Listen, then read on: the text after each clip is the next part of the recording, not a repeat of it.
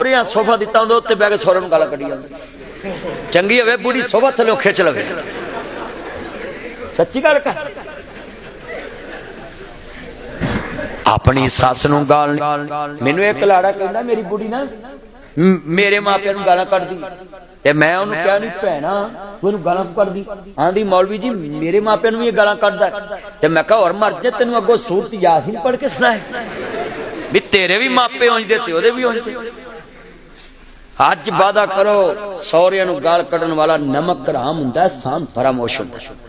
इन्हां नूं पुछो जिन्ना ट्रक भर के उन्हें तुहानूं दिता है जे कदी मैनूं दिता हुंदा मैं रोज दवाई मंगी जांदा दवाई